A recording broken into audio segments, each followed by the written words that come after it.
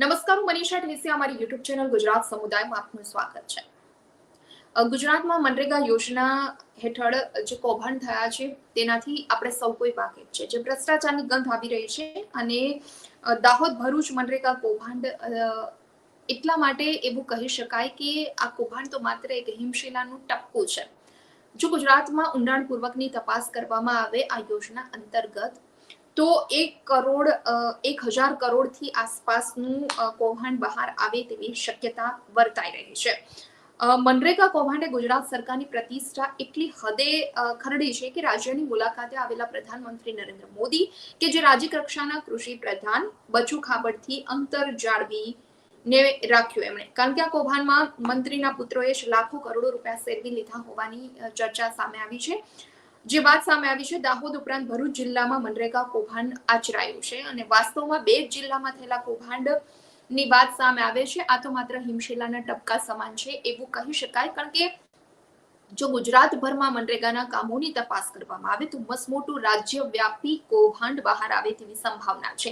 અને એટલું જ નહીં, સમગ્ર કૌભાંડનો રેલો ગાંધીનગર સુધી ચોક્કસ પહોંચે, કારણ કે મંત્રીના પુત્રોની સંડોવણી પણ સામે આવી જ ચૂકી છે. વર્ષ 2021 થી લઈ વર્ષ 2024 સુધીમાં દાહોદ જિલ્લાના દેવગઢ બારિયા વિસ્તારમાં વ્યાપકપણે મનરેગાના કામોમાં ગેરરીતિ આચરવામાં આવી છે અને તપાસમાં એવી ચોંકાવનારી હકીકતો પણ સામે આવી છે કે ટેન્ડર પ્રક્રિયામાં ભાગ લીધો ન હતો. આ ઉપરાંત મટીરીયલ સપ્લાય કરવા માટે અધિકૃત ન હોવા છતાં પણ મંત્રી બચુ ખાબડના પુત્રોની એજન્સીને કામ આપી દેવામાં આવ્યું હતું.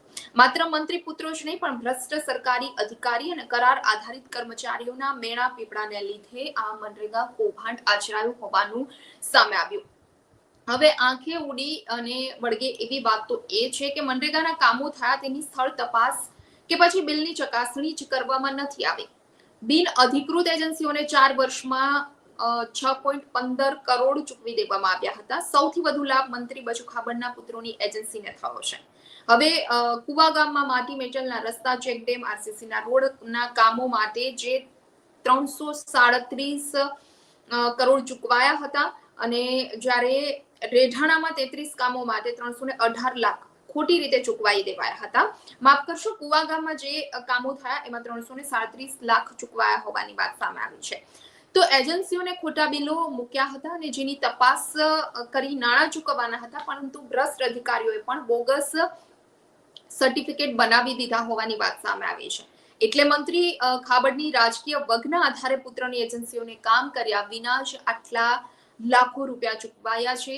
તો મનરેગા કૌભાંડમાં મંત્રી પુત્રો, સરકારી અધિકારીઓની મિલીભગત હોવાની વાત તો અહીં ચોક્કસ રીતે પુરવાર થઈ જ રહી છે. એટલે કહી શકાય કે જો આ તપાસ કરવામાં આવે તો તેનો રેલો ચોક્કસ ગાંધીનગર સુધી પહોંચી શકે એમ છે, કારણ કે કેટલા મંત્રીઓની તેમાં સંડોવણી છે એ તપાસ વગર કહેવું અશક્ય છે. પરંતુ મેણા પીપળા મિલીભગત હોય જ તો જ આટલા લાખો કરોડો રૂપિયાનું કૌભાંડ થઈ શકે. સવાલ અહીં એ થાય કે ચેક ડેમ બનાવ્યા હોય કે પછી માટી મેટલ્સના રસ્તા બનાવ્યા હોય, કામ થયા બાદ તેની સ્થળ તપાસ કર્યા વગર બિલ પાસ કેવી રીતે થાય, તેના બિલ કેવી રીતે બને, કામ કર્યા વિના જ લાખો કરોડો રૂપિયા કેવી રીતે બારોબાર ચૂકવી દેવાય, એ વાત કોઈના ગળે નથી ઉતરતી. એટલે ચર્ચા એવી છે કે ગાંધીનગર સ્થિત ઉચ્ચ અધિકારીઓના મેણા પીપળા સિવાય આ બધું જ શક્ય નથી બનતું. દાહોદની વાત કરીએ તો દાહોદ જિલ્લાની જેમ જ ભરૂચ જિલ્લામાં પણ મનરેગાના કામોમાં વ્યાપકપણે ભ્રષ્ટાચાર થયો છે. વિકાસના કામ કર્યા વિના લાખો રૂપિયા ચાઉ કરી દેવામાં આવ્યા છે. ત્યારે સરકારે ભરૂચ જિલ્લામાં મનરેગા કૌભાંડની તપાસ માટે સીટની રચના કરીને તપાસ આગળ વધારી છે.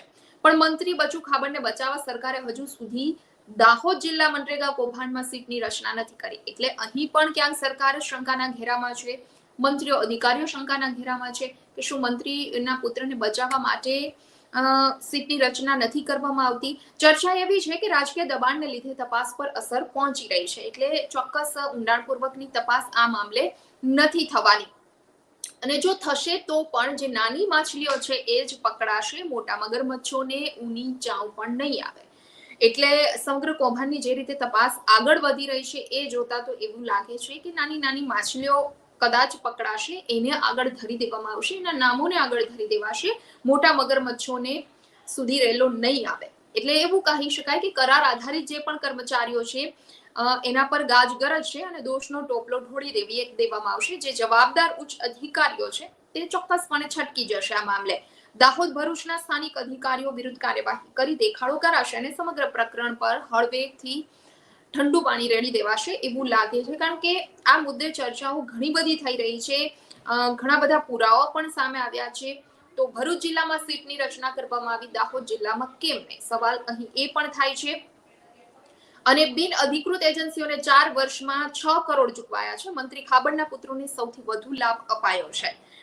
એટલે સવાલ અહીં ઘણા બધા થાય છે. પરંતુ જો આખા રાજ્યમાં મનરેગાના કામોની તપાસ કરવામાં આવે તો અંદાજે 1000 કરોડનું કૌભાંડ બહાર આવે તેવી શક્યતા નકારી શકાય તેવું નથી. અને દાહોદ અને ભરૂચ જિલ્લામાં જે કૌભાંડ સામે આવ્યા છે, કરોડો લાખો રૂપિયા ચામ કરવામાં આવ્યા છે, કામ વગર બિલ બનાવી દેવામાં આવ્યા છે.